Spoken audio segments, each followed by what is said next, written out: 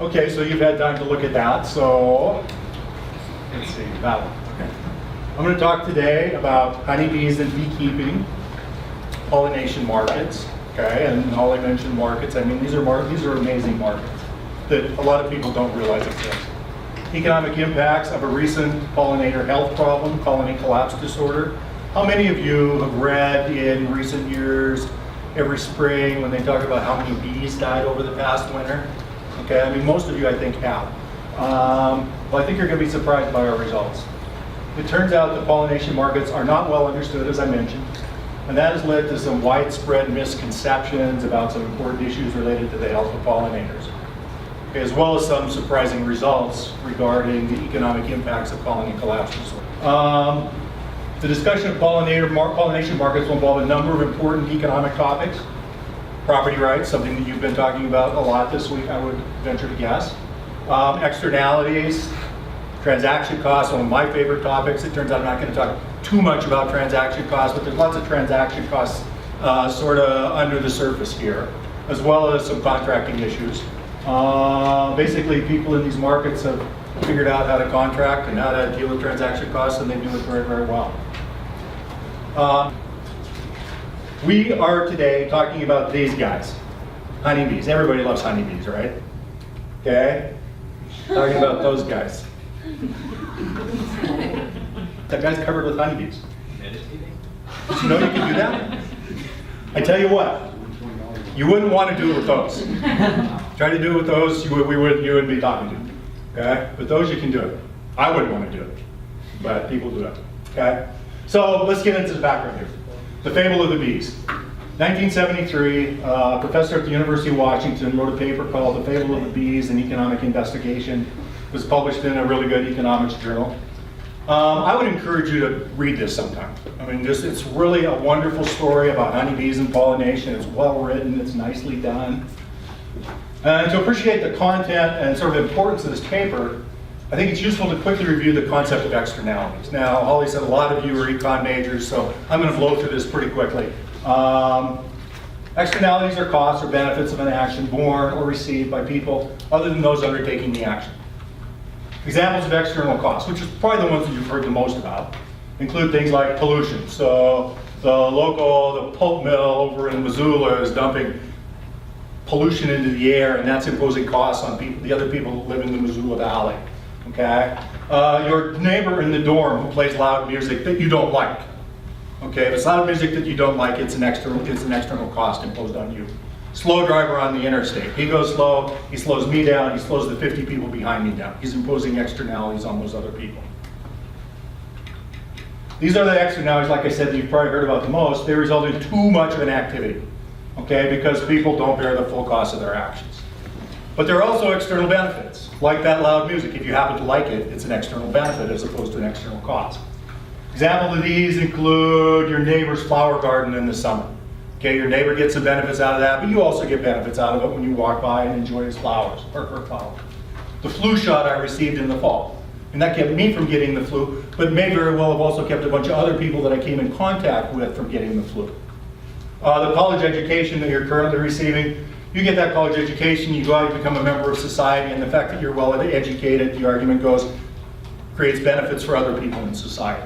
You may have heard a little bit less about these. They result in too little of the activity because people don't receive the full benefits of their actions.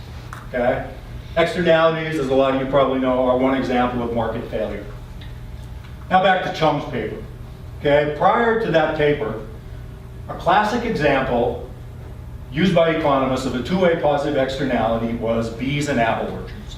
Okay? And the story was that beekeepers go out, put their colonies in an apple orchard, and they benefit from the honey that's produced, okay, but they don't take into the consideration the pollination benefits to the orchard owner. The orchard owners, on the other hand, benefit from the pollination because they get more apples as a result of the pollination, but they don't take into consideration the benefits from the honey produced by the bees. Okay, so it's like there's this two-way positive externality. Neither of these people are getting the full benefits of their action. So there's too few pollination services provided and too few apples produced. Okay, that was the standard story. Again, an example of market failure. Okay, well, Chung, well, I think he got his PhD at UCLA, and then he went to University of Chicago for a while, and then he was at the University of Washington. From his office there in Seattle, he visited Central Washington. And he went out to Central Washington, and he talked to beekeepers and orchard owners, and guess what? Beekeepers contracted on a regular basis with orchard owners year after year. I had a quote in here that it was from one of Steve Levitt's Freakonomics books, and he said in there, you know, beekeepers don't get anything for providing the pollination services. Apple orchard owners don't get anything for, you know, letting the beekeepers use their apple orchards, you know. That's just untrue. Okay, Chung went out here, talked to these guys, and realized that was totally untrue. Okay? Pollination markets were well developed and they functioned smoothly. Externalities often exist where property rights are not well defined. Does anybody own apple orchards? Yeah. Does anybody own the managed honeybees? Yeah. Fable of the Bees was discredited among people that read that Journal of Law and Economics piece and are aware of it. Not Steve Levitt, apparently. So let's see here. Honeybees produce honey, and they provide pollination services. So it's like this: one input provides two outputs. So the beekeepers try to maximize their profits by choosing the amount of honey that they're going to produce and the amount of pollination services that they're going to produce. So a colleague and I started working on issues related to these goods in the late 1980s. I mean, there was a US honey program, federal honey program, that involved a price support. And for a while, there were like 2,000 commercial beekeepers, and the cost of that program to US taxpayers for several years in the mid to late 1980s was $100 million a year for 2,000 beekeepers. Okay? They managed to correct that pretty quickly, but still.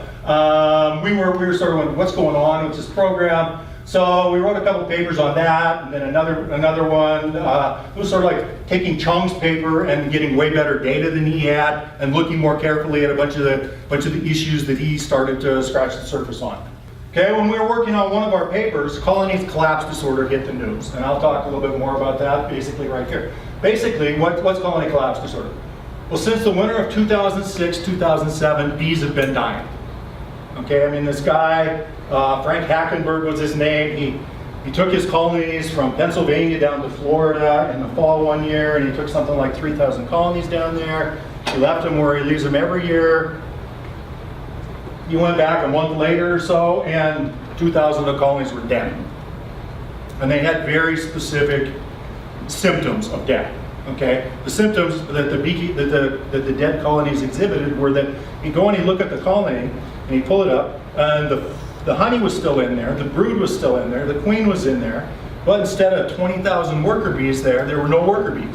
And furthermore, the worker bees weren't lying on the ground around the hive. They disappeared. Nobody could figure out really where they went. Okay, so he goes back to Pennsylvania. He calls an entomologist at Penn State, says, hey, I got this problem. That guy starts checking around. Pretty soon he's finding out that this is going on, this is going on all over the country. So the spring of 2007, this hits the news. Somebody christened it colony collapse disorder.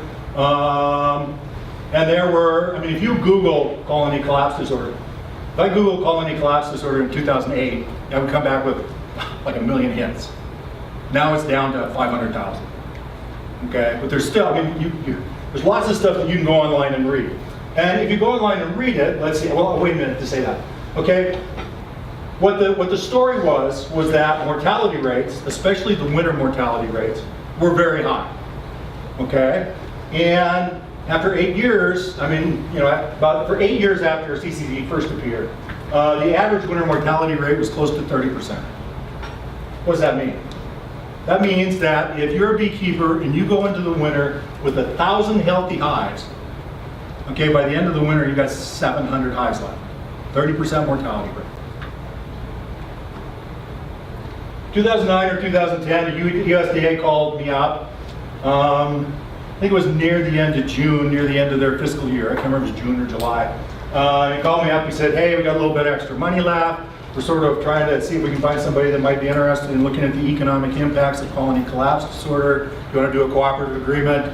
So we talked about it. We were a little reluctant at first because we didn't think it would be all that interesting to do that sort of a study. But then we decided to do it, and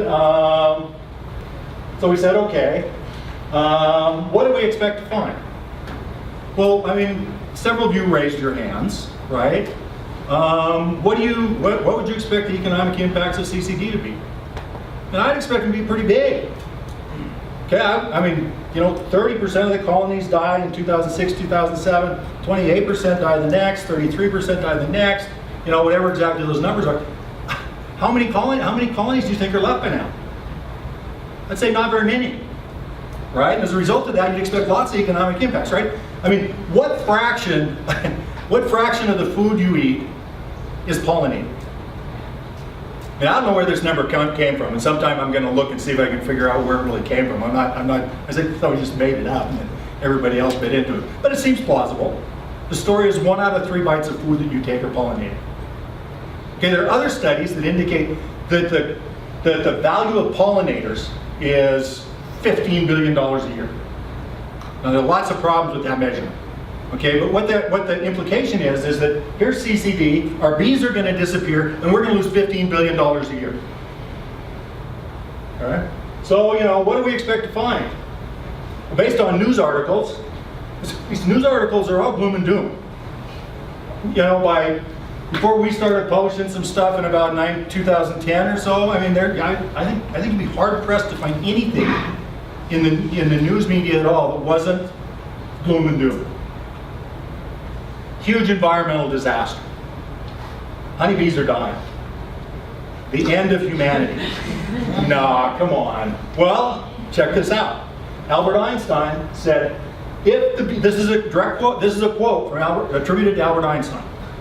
If the bee disappeared off the face of the earth, man would only have 4 years left to live. Holy crap. Well, it turns out that some people were sort of curious as to when Albert Einstein first said that. And where did he say it? What was the context in which he said it?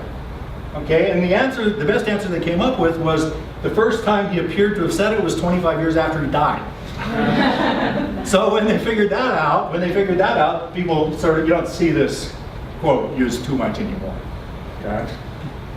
So, you know, I mean, we went into this expecting not just negative effects, but big negative effects. For example, colony numbers. Okay, so this is U.S. honeybee colonies. It's too bad I didn't put, given that you guys aren't asking any questions, it's too bad that I didn't put the graph on that had all the colony numbers on it. To go all the way back, you can get these data all the way back to 1939. Okay? And what they do is in 1939, they're sort of like here, they go up to here, and then they drop from like 6.5 million down to 2.5 million where they are today. Okay? And a lot of times you read in the newspaper, you read that number. I mean, honeybee colony numbers have fallen from 6.5 million in 1958 or whatever the peak year was to 2.5 million today. Oh my gosh, we're running out of colonies. We're running out of honeybees. What are we going to do? Well, you know what? The number of honeybee colony numbers that are out there is not exogenous. It's a choice it's a number that reflects choices made by beekeepers. If I want to go out and increase the number of colonies that I have, there are ways for me to do it. If I want to reduce them, I reduce them. So that basically, my interpretation of this full graph is that over time, for reasons that people haven't really come up with a good answer for, the number of colonies in the United States has fallen by quite a bit.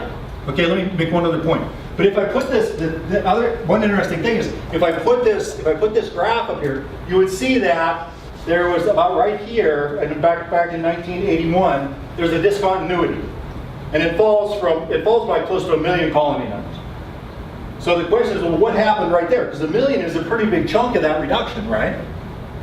Okay, what happened there is, I think that was when Ronald Reagan was president, and they stopped collecting data, cut back on a bunch of budgets, and a bunch of data didn't get collected for a while. And this is one of the data series that didn't get collected for a while. Okay, so they stopped collecting it for a while, so that's why the gap is there. And then when they started collecting the data again, they asked different questions. Instead, or they surveyed a different group of beekeepers. Before, they surveyed all beekeepers. After that, after they picked it up again, they were surveying only those beekeepers who had 5 or more colonies.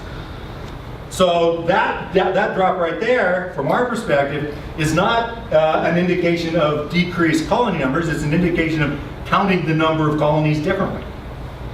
Okay, so you always have to, I mean, you know, if you ever work with data, you always have to look for things like this. So, colony collapse disorder hits in the winter of 2006, 2007, that's right where that vertical line is.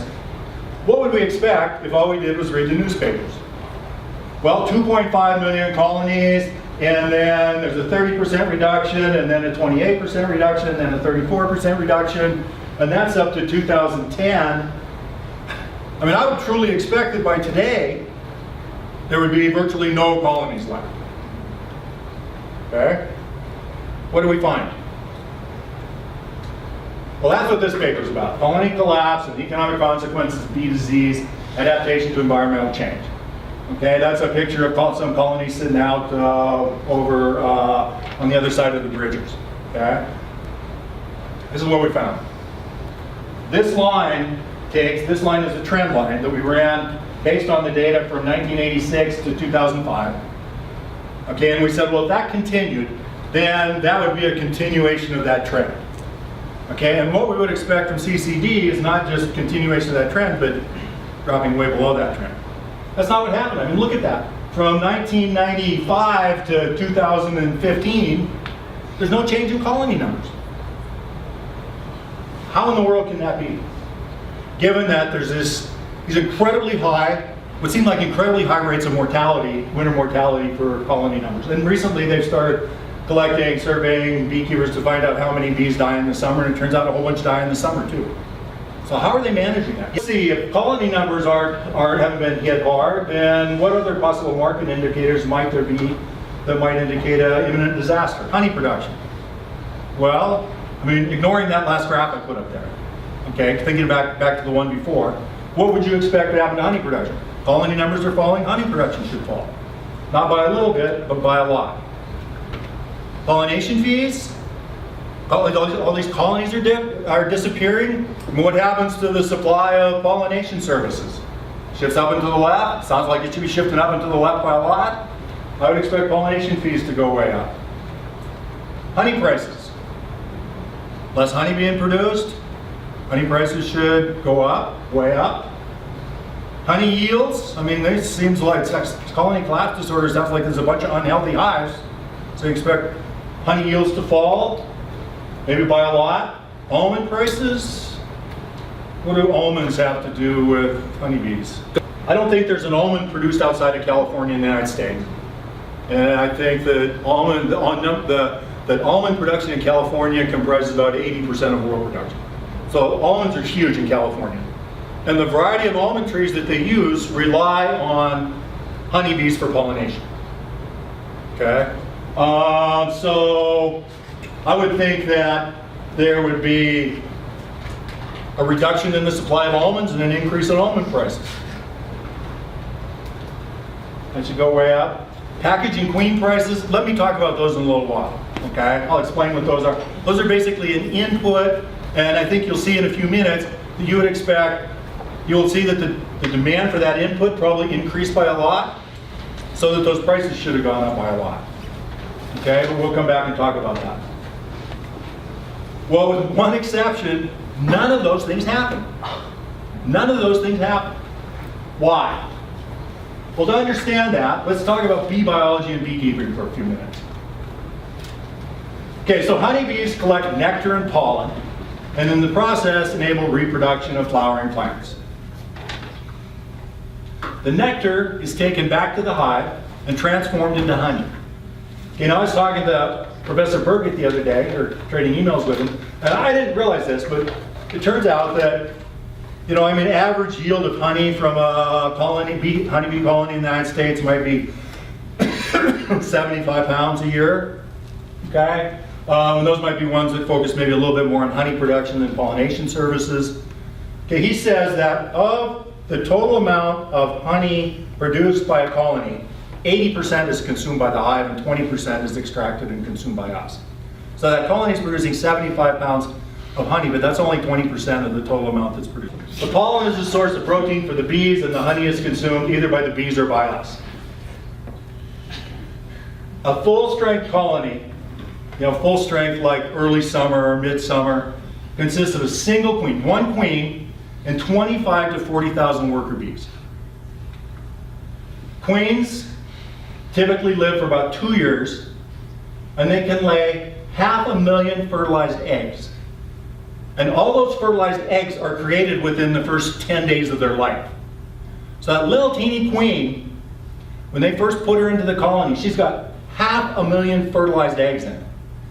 Okay, when she starts laying eggs in the middle of the summer to build, or early in the summer, late in the spring, to start building up the colony strength, she lays, what is it, like 1,200 eggs per day.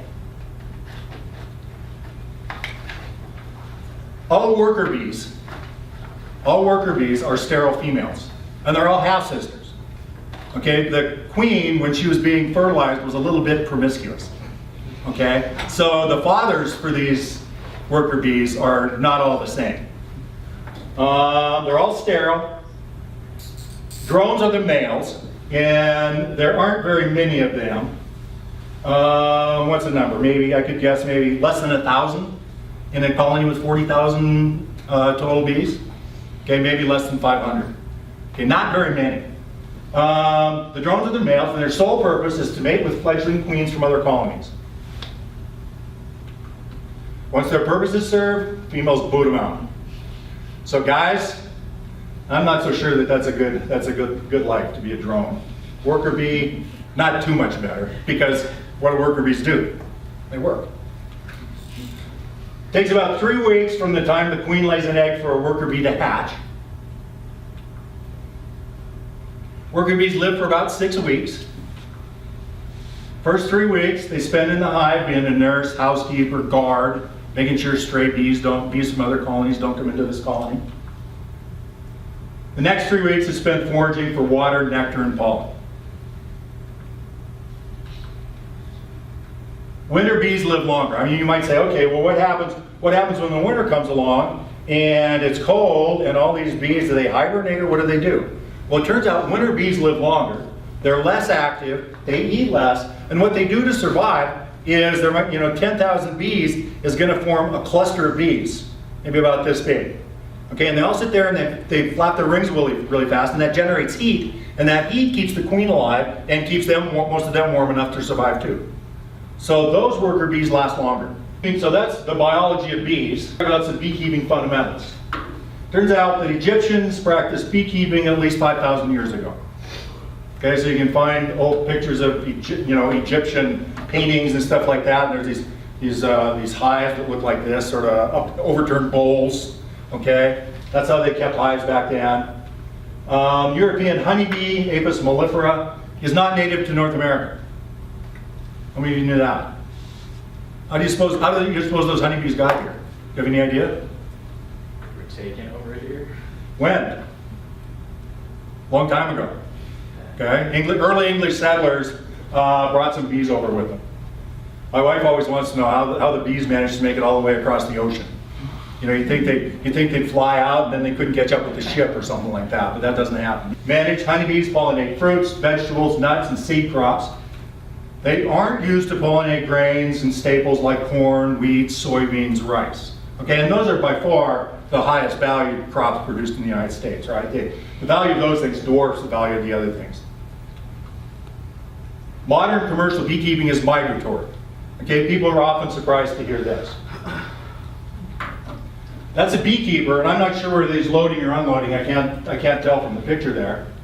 But he's either putting his colonies on the back of a flatbed or taking them off, and each one of those little squares is a colony. Okay? And he can get 400 to 500 colonies on a flatbed truck. Okay, then, the guy I know out in Belgrade who was a beekeeper for a long time, seems to no longer be a beekeeper as best I can tell. He would hire some people to drive his bees down to California, and they usually travel at night for a couple reasons. One, the most important one is probably bees are pretty docile and pretty quiet and calm at nighttime, so they can drive along the highway and not worry about the bees getting out and stinging people and stuff like that.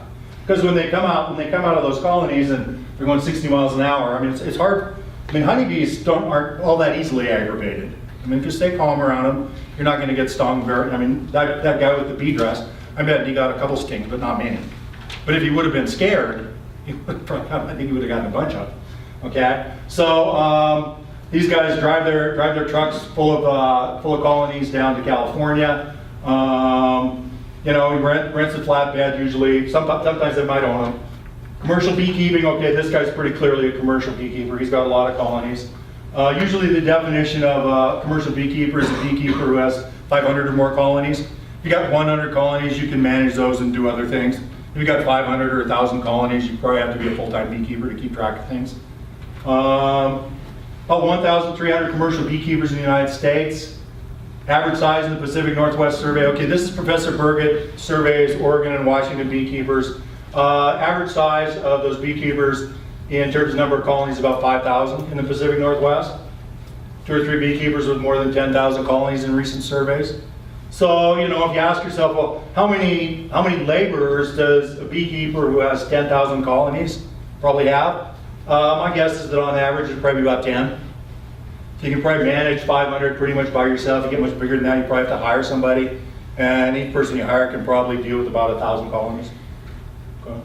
Size in the United States, it turns out that the Pacific Northwest beekeepers that respond to Professor Burgett's survey are a little bit bigger, a little bit smaller than the ones in the Pacific Northwest. So instead of 5,000, about 1,400 colonies per beekeeper. Largest beekeeper in the United States is a family named 80 down in South Dakota. They have oftentimes about 80,000 colonies. That's a pretty big operation. Okay, so we say that these beekeepers are migratory. How does that work? Well, Pacific Northwest beekeepers start the year in February in the California almond fields. Okay, now sometimes their bees will winter up in Oregon, middle of Oregon, southern Oregon. They winter up there, and then they load them on those flatbeds, take them down to California maybe a month before almonds need to be pollinated in February. Okay, and then they sort of come out of their winter stupor and start to get active, and they're ready to go. Okay, by the time February rolls around. So they go down there, they pollinate, they leave their colonies down there for 2 or 3 weeks, pollinate almonds in California. Then they return to their home base in Oregon or Washington to pollinate local crops. So they'll pollinate almonds in California in February, then by April or so it's time to start pollinating cherries, apples, pears up in the state of Washington, and then some other things come online after that. Okay. Some of them will spend the whole year, like the beekeepers in west of the Cascades in Washington and Oregon. I think they typically just stay there all year long because there's lots of crops to pollinate. If you're west of the Cascades, there's not so many things to pollinate, so you got to go find some honey fields. And there are lots of great places in Montana and North Dakota to put your hives. What about non-Pacific Northwest beekeepers? 65 to 70% of U.S. honeybees pollinate almonds. So that 2.5 million colonies of almonds that we have now, or colonies of bees that we have now, 70% of those go to California in the spring to pollinate almonds. Some come from as far away as Florida and North Carolina. Okay, so some of these beekeepers, you know, the North Carolina beekeepers, they load up their colonies, you know, early February, late January, take 4 or 5 days driving all the way across the country, unload their bees, let them pollinate almonds for 2 or 3 weeks, load them back up, go back home. Okay, that's relatively high cost. So I mean, you can imagine that as the number of almond acres increased, that they had to draw bees from farther and farther away to pollinate them. So you would think that over time, pollination fees would be rising because those people from far away, you got to compensate them more to come that far. Okay, so you might expect that, and we do see that, and we'll talk about that in a minute. East Coast migratory route. There are some beekeepers that just stay there. They start in Florida, work their way up to Maine, and pollinate blueberries at the end of the season. Others come to North Carolina, come to California, then go back, and I'm guessing that their migratory route is a little bit less extensive than those guys that just stay there all year long. An important fact of life for beekeepers is that bees die every winter. So I think a lot of people when colony collapse disorder started hitting the news in the spring of 2007, they're like, oh my gosh, 35% of the colonies in the United States died last winter. That's horrible. But once you start studying bees a little bit, you realize that bees have in fact died every winter for as long as people have been keeping bees. And, as you might guess if you think about it a little bit, beekeepers know how to replace dead colonies. Otherwise, they'd be out of business, right? There are several ways to do this. The predominant method in the Pacific Northwest at least, and I suspect elsewhere too, is to do what they call make, increase, or split colonies. Okay? To split a colony, what you do is the following. You take a live, healthy colony, okay, and you set it next to a dead colony. So you come out at the end of the winter, you find out that some of your bees died over the winter, maybe from colony collapse disorder, maybe from other things, okay? So you open up this healthy hive, and you take frames out of that and put it in the other one. Okay, and you take maybe half the population out of the healthy one, and you put it into the dead one, the new one. Okay, and then you get online or make a phone call and order a newly fertilized queen through the mail. You pay 20 bucks for her, you stick her in the colony, the new colony, and within 6 weeks you've got 2 healthy colonies. So how much does it cost to do these splits? Well, $20 plus a bunch of the beekeepers' time, right? It's got to take a bunch of time to do these splits, right? Well, no, experienced beekeepers, it takes them like 20 minutes to do a split. So if you're paying the people doing this 15 bucks an hour, that's $5. So 25 bucks to split a colony. And that allows you to make $150 a year pollinating almonds, plus the other things that you do besides pollinating other crops and producing honey. So that's the process. Timing, when do they do it? Pacific Northwest beekeepers usually do splits after almonds. So they take them down to almonds, they get done with almonds, and they've got, like I said, they get done with almonds in February, they start pollinating these other crops maybe in April, so that's a nice little gap there. So they do a bunch of splits in there, and that way they don't forego any honey income or any pollination income. There's no honey being produced then, and there's nothing to pollinate then. And they also do some splits, sort of in mid-July on into August to make sure they got plenty of colonies going into the winter so that they can meet their contractual obligations for pollinating almonds in the spring. Okay? How do you suppose beekeepers respond to increased mortality? They do more splits. Another fact of life for beekeepers is that bees suffer from disease and pests. Okay? There's a recent study, 8 years old maybe now, that documents over 20 episodes of major colony losses since 1860. And they sort of never figured out, I think for most of those, they never figured out exactly what was causing the colony losses. Even so, beekeepers find ways to survive. Okay, one other there's colony collapse disorder, and then there are a bunch of things that I won't talk about, but there's one other parasite that's problematic, and this appeared in North America in the 1980s. And if you ask beekeepers today what the biggest problem they face in terms of health of their bees, they would answer this. Okay, it's the varroa mite. Okay, that's a honeybee, and see that little thing on the thing right there? That's a varroa mite. How big is that varroa mite? It's sort of like if there was a parasite that was the size of a frisbee, and they attached it to your stomach, that's about the size of the varroa mite relative to the queen. And those things create all sorts of problems. Beekeepers have a lot of trouble dealing with it. They're sort of adjusting on the go all the time. CCD appeared in the winter of 2006-2007.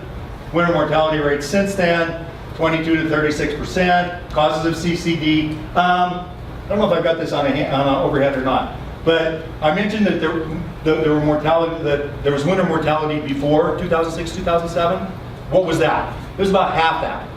And mortality is about double since CCD hit. So it's not like it went from 0 to 30%. It went from 15% to 30%, and beekeepers know how to deal with it. Causes of CCD, there's lots of research. Nobody's really nailed down the cause of CCD, but the people that have studied it would almost all say it's probably a combination of factors. Okay, one of which might be stress, because there are more and more bees making the trek from Florida and North Carolina to California. That's got to be hard on the bees, the argument goes. They get there, they have to start performing right away, then they got to travel all the way back, then they got to pollinate some more. Okay, plus when they're out in California, 70% of the bees in the United States are in California almond fields. Those almond fields are like one, 100-mile stretch in California, or I'm not sure exactly how long the almond pollination area is, but it's something like that. Okay, so all the bees in the country are there. So if your bees in Virginia develop some sort of problem and you stay in Virginia, it's going to take a long time for that problem to spread. If everybody's going to California, it's going to spread a lot more quickly. So goes the argument. Recently, a lot of people have argued it's not just CCD. There are other pollinator health problems that are creating issues. The main one of those is probably varroa mites. Okay, so what costs are imposed by CCD? Mainly replacing colonies. These are the costs imposed on beekeepers by CCD. Many of these, as we've indicated, are accomplished through splits. I mean, our surveys indicated 80% of the colonies that were replaced with splits. Cost to beekeepers of splitting a hive, I already told you that one. $20 to $25, including labor costs.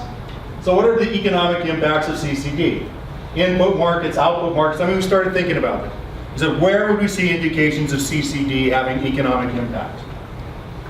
So what has happened to colony numbers? And as I suggested earlier, honey production we might look at, factor prices, the cost of replacing bees. Now, when I said packaging queen price, you now know what I mean by that. Okay? What would you think would happen to those factor prices? Mortality rate doubles. The demand for queens through those queen producers is probably going to about double. You think that's going to cause prices to go up? Unless that supply of queens is pretty elastic, right? And it seems to us that it is. I mean, it seems like there are pretty constant marginal costs of creating more queens. I described the process. You could every one of those eggs that the hive decides they're going to produce a queen out of, you could take that, set it aside, and create a queen out of it and sell it. Okay. What about honey production? Again, you expect honey production to fall a lot. Once you account for pre-existing trends, there's not really much there. And we've looked at these graphs. We've also done a whole bunch of statistical analysis. Regression discontinuity stuff. Okay? There's nothing there. There's no significant economic impact on hardly anything. One thing. Queen and package prices, I mean, there's an upward trend. You know, I should have run a trend line through that, but I didn't. If I did, you'd see that it's maybe a little bit above trend, but nothing like you'd expect. And it's not statistically significant. Pollination fees, okay. Other crops, nothing there. Almonds. Almond pollination fees skyrocket. Okay, from $50, $50 or $60 to $150. But notice the timing. A big chunk of that increase takes place in the winter of 2004 and 2005. Most of the rest of it's 2005 and 2006. So you can't, it's hard to attribute that to CCD because it occurred before CCD hit. But that's the only thing we can find where there's an impact is on almond pollination fees. So back in the envelope, welfare effects. Holly says I'm just about out of time here. Consumers. I was going to stop at Albertsons to get a couple of 1-pound can of Blue Diamond almonds on the way for you guys to snack on and keep yourself occupied while I was talking, but I sort of ran out of time. But if I had done that, I'd probably pay 10 to 15 cents more for a $7 1-pound can of Blue Diamond almonds now than I would have before CCD hit. What about beekeepers? They have to do more splits, so they're worse off, right? Anything else happen? Almond pollination fees went up. And how many of them pollinate almonds? A lot of them. So when you take that into consideration, on net, the latter effect seems quite a bit larger than the effect of the more splits. Conclusions. How can these impacts be so small? Blessed are the beekeepers. The beekeepers are good businessmen with extensive knowledge of the particular circumstances of time and place. If you don't know what that phrase means, then you need to read Frederick Hayek's 1945 in the American Economic Review. Wonderful article.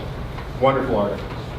And he talks about the importance of the particular knowledge of the particular circumstances of time and place. Property rights are well defined and these markets are working really well.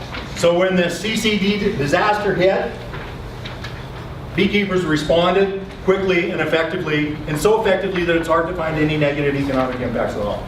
And we've looked hard. We've looked at, those are the things that we've done extensive analysis of. We've looked at a bunch of other stuff. Almond prices haven't gone up, almond yields haven't gone down, et cetera. You know, apple, cherries, and pear yields haven't gone down because the bees are worn out when they get back from California. None of that stuff's happening. Question?